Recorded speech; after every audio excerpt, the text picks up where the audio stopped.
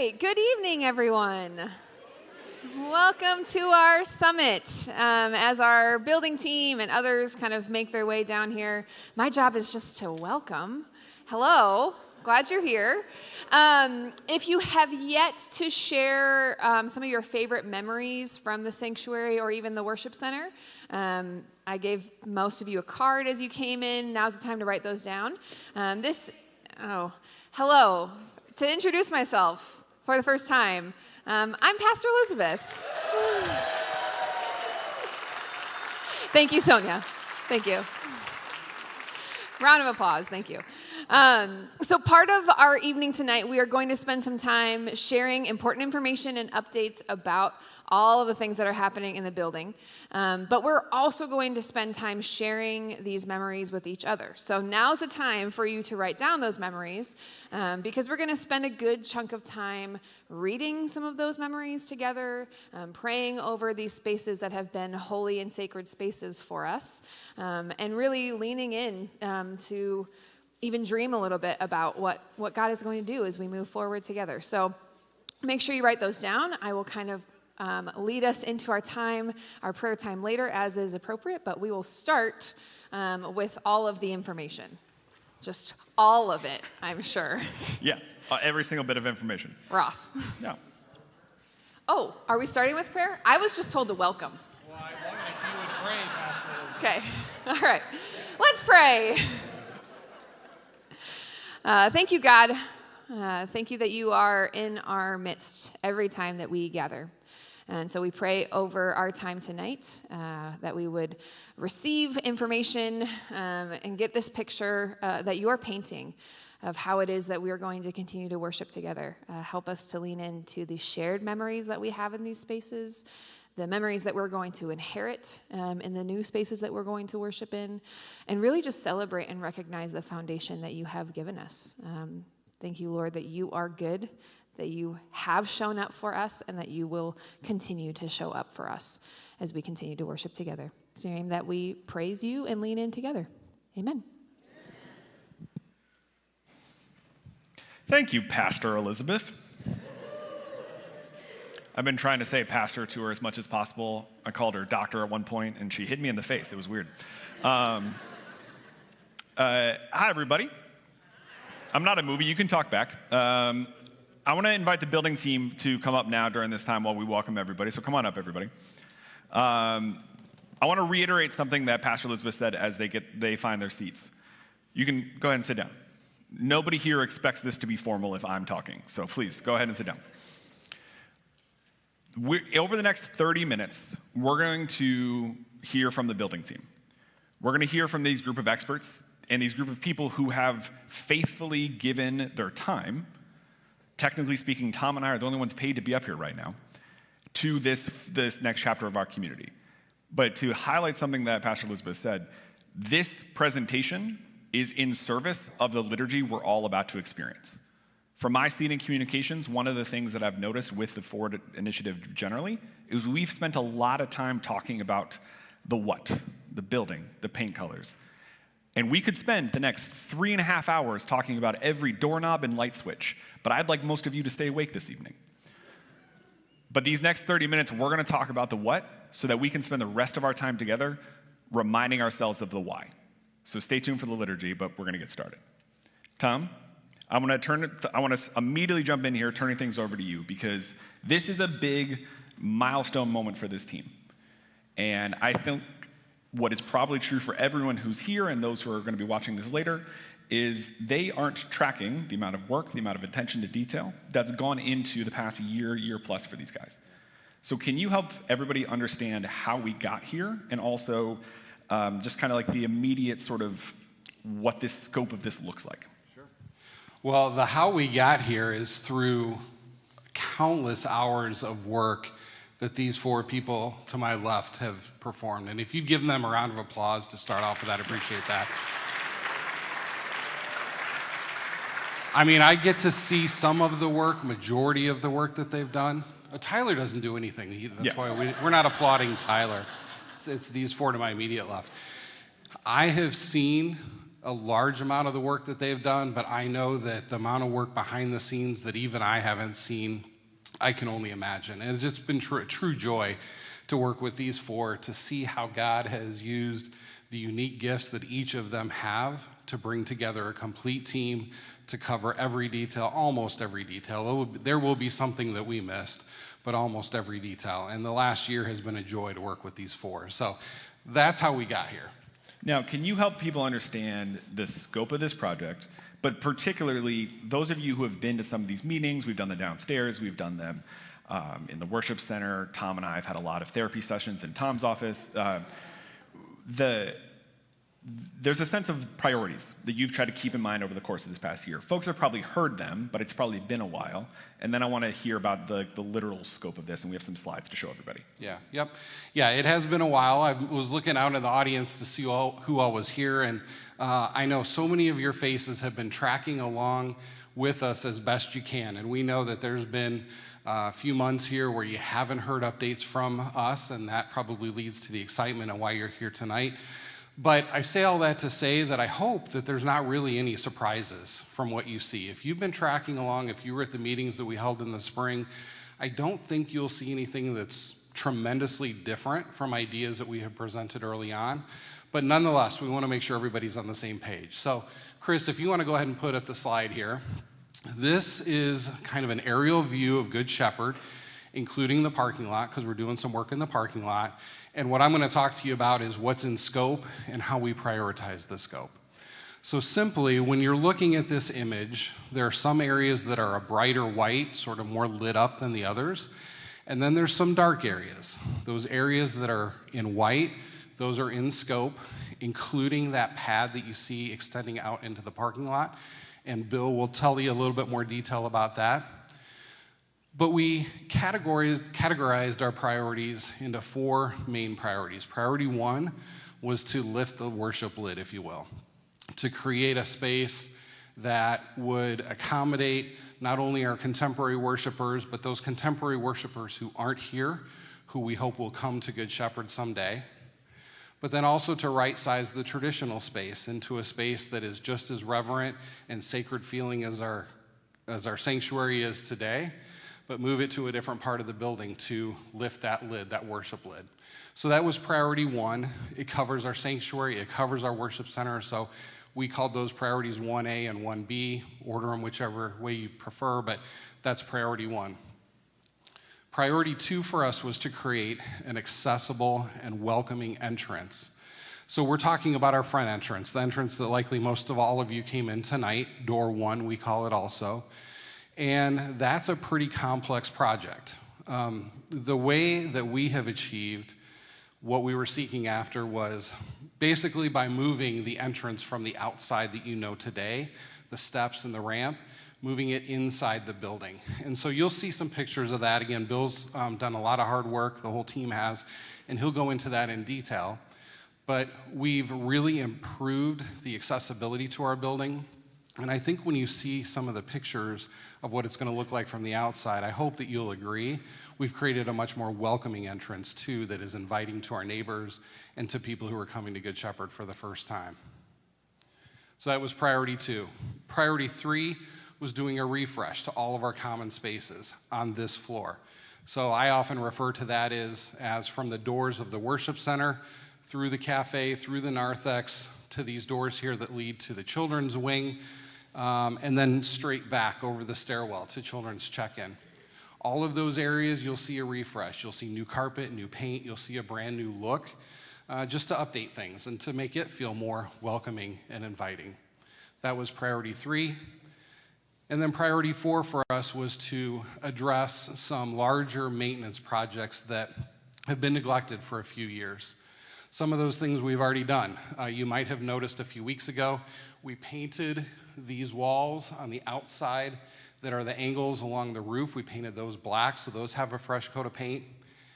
I hope you noticed when you drove in that we had a whole bunch of people climbing around on the roof and replacing the roof. That work started today.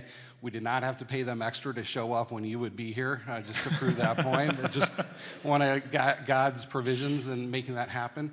But we're all excited about that and getting that work done. excuse me, in the spring or early summer, we will be replacing our parking lot.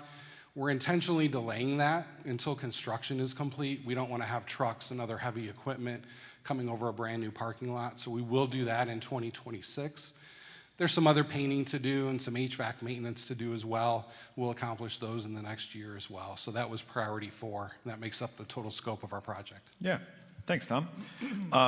What I hope you guys hear there, and you're going to hear this again and again throughout the evening, is the level of intentionality and thoroughness that this team has gone through. And when I think about intentional and thorough, I think of Dwayne Teedy. Dwayne, I'm going to ask you about their traditional worship spaces.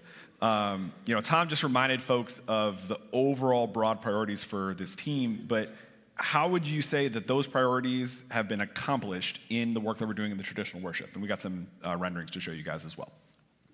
Well, as Tom said, the objective with the worship center changing locations, worship swap, was to create is that on?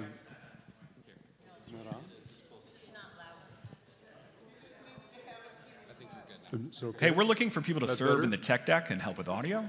Is that better? Okay. As Tom said, the objective in relocating the worship centers was to create an area where we had traditional worship that provided a more intimate feeling, that was very welcoming and friendly, and really looked like a traditional worship service, which you've been accustomed to here. And so, if you can put the first slide up, please. This is the view of what the new worship area will be for traditional worship. This view is as you would come in the door from the hallway, and the entryway that just go past the fireplace, and it'd be a single door, not a double door, and then turn. So there'll be a center aisle and then side aisles, just like we have here, no different there. But you'll notice that the orientation has been rotated 90 degrees. So instead of the stage in the front being on the east end like it is today, it's along the south wall. So this creates a much more intimate environment. I know as Lutherans, we're used to being in the back. We fill that up first, and you get as far away as you can from the front. But with Like this, all of you did tonight. yeah. With the new location, you can sit in the back and still be close to the front and have a good view. So I think we get both with that. The next slide, please. This is a view from the other side, again looking to the front.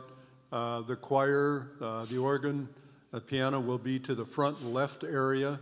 I think this is all very similar to renderings that you've seen of this previously. I would point out that both of these views show chairs there. I expect that the final version of this, those chairs will look a little different than what you're seeing here. We're still in the process of picking chairs, working with different vendors, visiting Merchandise Mart and other places, looking at samples, trying to get selected what's going to be the best chair for us. So that'll look a little different probably than what you see here, but the rest of it should be similar. The other thing I would point out, if you look at, go back one again. If you look at the right part of this, you'll see an archway there, and that is the entryway coming from the hallway as you enter the church. So next slide, please, Chris.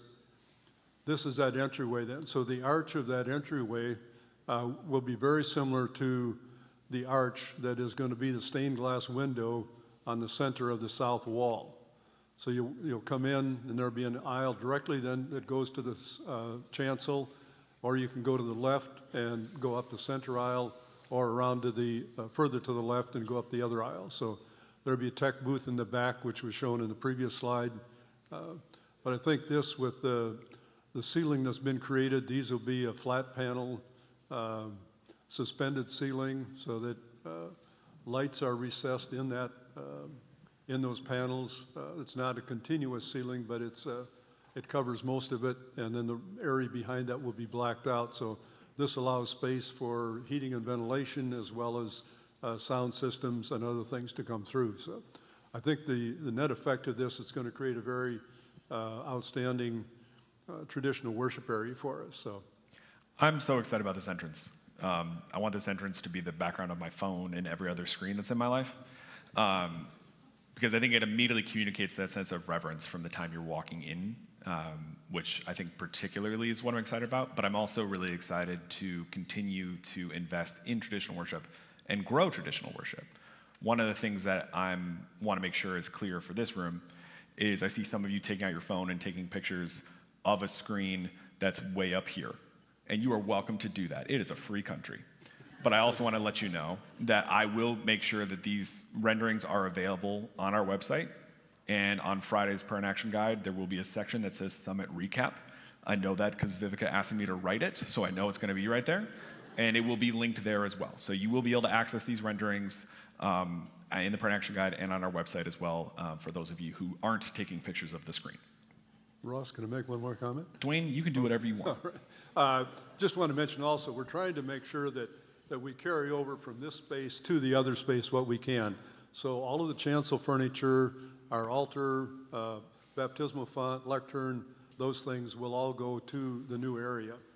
And I think we're going to walk over there later. And you'll see that laid out in tape on the floor where the chancel is and where those different items will go.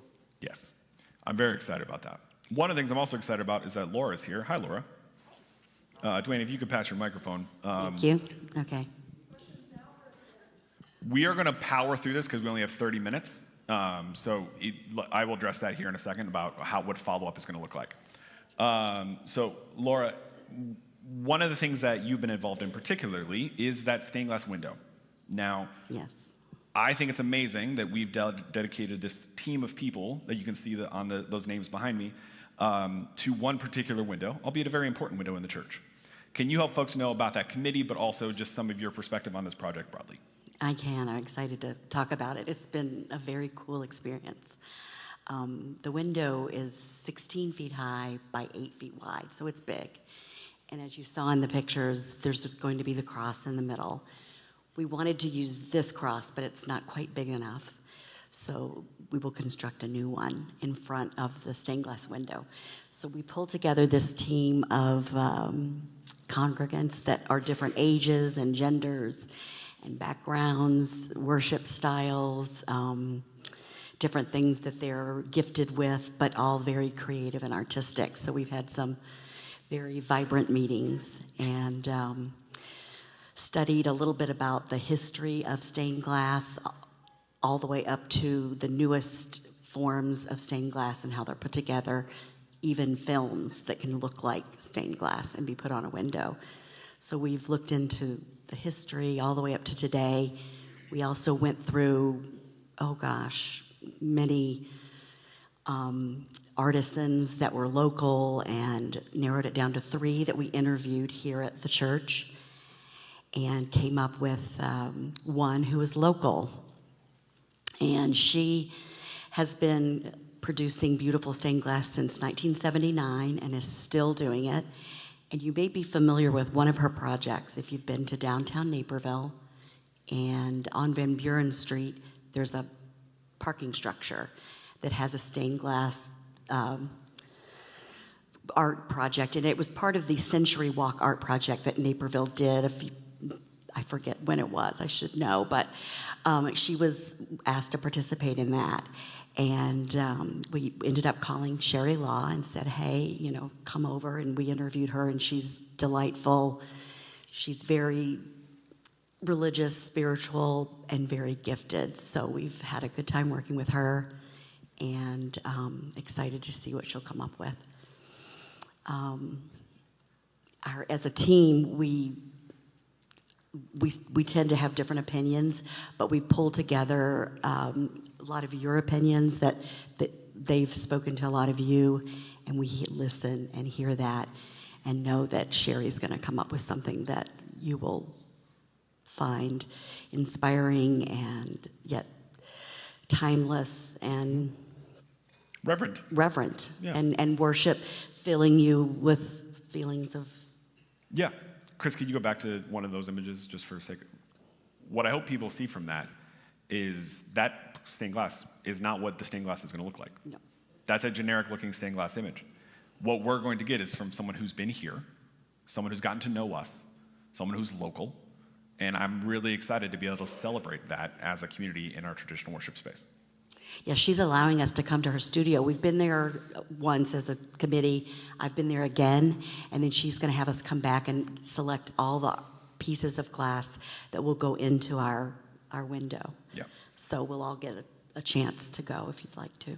Yeah, listen, come hang out with Laura in an art studio. That's a fun invitation for all of us. I want to keep things moving here. So, Bill, I want to go to you here next because you're up here now. Everyone who knows Bill knows that if you ask him a question about sidewalk grade, you better get comfortable. But, Bill, what I do think is important, and I mean this very genuinely, the same level of intentionality that we've been talking about up to this point, you've applied that and then some to what's happening outside. Can you help people understand some of that work that's happening outside? The doors are 1310, but still on property. Yeah, absolutely. As you said, I am passionate about what's going on outside, and my kids could tell you that I spend way too much time looking at and focusing on grades and how flow works. But one of the things that I've always struggled with the way our entrance was set up was just access. And so we really wanted to pay particular attention to getting people in and out and into the church as quickly as possible, and really efficiently, as well as access and being able to come in, whether you're able to come in through the stairs or needed to come in through a ramp. The other is with regard to access and ADA accessible spaces. Today we have a number of spaces. There's actually 10 spaces that are up along the island that faces the church. And people have to come around the island and then come up into the space. And so what we've done is we've changed that. We've made the drive aisle come a little further away from the church, which will allow us to put a new vestibule in, and we'll get to that in just a second. Also allows us to have some room for an outdoor patio that would be up along the church. On this image, it's shown as a green area that would be grass. As a minimum, we have provided land for that patio. It's possible that we end up doing that as a future project, but we'll have that as a future discussion.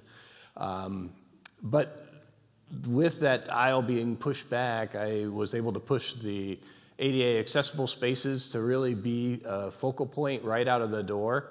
We're actually showing more spaces than are in the existing case. There's 12 that are in this area. There's 10 in the existing case. And then we're also able to use those parking spaces that are up along the building where the blue car is shown. We're going to put 5 signs up there that are really for people that have mobility challenges. And so on Sunday, those are really going to be reserved for people so they can really get into the space quicker and easier. So I think we are providing a lot better access as people focus from their cars and through the parking stalls. They'll have a nice grand entrance in order to get into the building rather than coming through the little island like they do today. If you go to the next slide, as I stated, it gave us room to put in the new entrance and new foyer area. And so in this image, you can see that foyer area. And one of the prominent pieces is the awning that sticks out to the drive aisle. It doesn't go past the drive aisle, but it is up to the drive aisle so that if someone comes up to drop a passenger off, they open their passenger door, that passenger will be able to come off in a protected area and will be covered from rain. We were real excited about being able to do that. And then the other big piece of that is that they come off at level and are able to walk into the building at grade. There won't be a grade transition in order to get into the building any longer. After you get into the building, then we'll have the grade transition that I'll show you in one second. This is another image looking straight at that new entryway. Again, very prominent, and then more welcoming, the welcome sign, but also just really showing people that this is our entryway into the church. We do show, again, that area that is set up for a future patio, as well as some bollards and some protection things that we have for safety reasons in front of the area, because it is all flat now instead of having the steps that protect it today. As you come into the building, Again, that grade transition is made inside the building, so everyone will be protected and out of the elements when you're doing that grade transition. You can either come up the new steps that we have shown, or the ramp that's inside the building up along that wall that's there. I really am excited about this new ramp. I think that it really will be used by a lot of people, just because it'll be so much easier to get in and out through there. See a lot of kids running up and down the ramp, which is not necessarily my favorite, but I know that it will be done. So really looking forward to that. I think the grade transition will just be helpful and more accessible for everyone. One of the things I did want to point out in this image that's not shown actually, near the brick column that's on the left of the image is the existing cornerstone that's there. It will remain. We are not changing that, so it didn't get into this image, but it will remain. It's very important to the church, and it will be a continued piece of where we are now. And the last thing I wanted to say about this image is we are not cutting into the space with these new steps. These steps are about the existing glass work, the way it is right now. So the foyer area, Tom's favorite spot to sit on a Sunday morning and greet people, will still be there and still have the same amount of room that's there today. Yeah. I want to highlight two things that were said. One, I'm really excited about this ramp. Who else says that sentence? I said it as a joke, but I'm going to highlight this. This is a team of people who are really excited about this ramp and whatever their different version is. So the reason we are taking this time ahead of the liturgy to do this 30-minute long presentation is because I want you to hear from these folks. I want you to hear from these experts who have done this. And then when questions inevitably come up, or you go, wait, what about this, or what about this? I'm going to talk about this in a second. There will be opportunities for continued follow-up and continued dialogue. But one of the things that I'm very aware of in my seat in communications is that we often have so much going on at this church that different narratives develop and different conversations happen. So the goal of experiences like this, why I'm so grateful that all of you are here tonight, is that you can hear directly from people and better understand where this team has been taking us as a church over the past year with the help and stewardship of our council. Luke, I want to go to you here because with our contemporary worship space in mind. As has been said, we are all going to wind up in that space in a little while. Pastor Elizabeth, forgive me, we'll go through that instructions here in a few minutes. But Luke, what excites you the most about our contemporary worship spaces? I think the way we put it, the way we kind of framed it is the traditional space, we wanted a reverent space. We wanted you to feel when you're walking in that space what that is and how it is. In this space, we were more focused on when you leave, how you feel. So what's going on in this space? So we didn't spend as much time on finishes and things like that. We spent more time on the experience. So if you go to the first shot, you'll see that thing, right? Full-size LED wall, which will provide amazing worship experience and provide almost endless opportunities for the team to come up with new ideas and new ways to display. So that will be wonderful. And then we've got a new, larger stage rostrum that it will give more space for the band, right? That will be here, but then also just more room to do more things in the front of the chapel, or the front of the space here. What we didn't do was replace the pews, because right now that's not a need to make the worship, to make it a worshipful experience. We didn't replace the carpet. Again, that's not a need to get that experience. We have done a handful of other things. You'll notice the cross has moved from center off to the side. It's going to be featured on an acoustic wall and backlit, so it'll be, while not in the center, it will be a very prominent presence in the space. And then we will have also some accent lighting over here.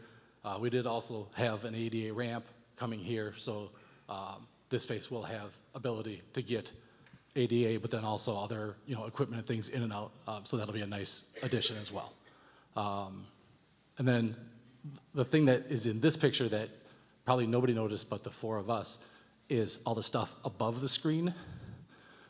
new speakers, new lights, a new rack, a whole AVL system designed by our team here, working with Livespace, our AVL experts, to provide the ability for them to do all the things they want to do in all the various forms of worship we have in this space.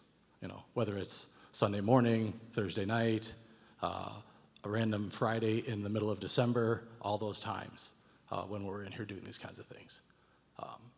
So did we rotate the whole thing and change everything? No. But will it be amazing when you're in here? I'm fully confident it will be. Nice. Great. Tyler, I don't care what Tom said about you. I'm really glad you're here. What I think is helpful for folks to hear after we've heard from all these experts is also about council's involvement and council's perspective on this project. Can you help people understand what this past year has looked like for you guys, and also what you expect from those who are here tonight moving forward? Thanks, Ross. I want to say that I feel shortchanged in my passion for handicap accessible ramps as well, and great change. Bill and I have spent many, many hours staring at the front of our building to the extent that his wife Janice has called us out for being nerds. Sure. For how much we're concerned with that. So, thank you, Janice. My role, and as wonderful as it is to talk about church governance in this process here. And I want to say from council's perspective, we got caught up on the building project here in the last week with a lot of these drawings.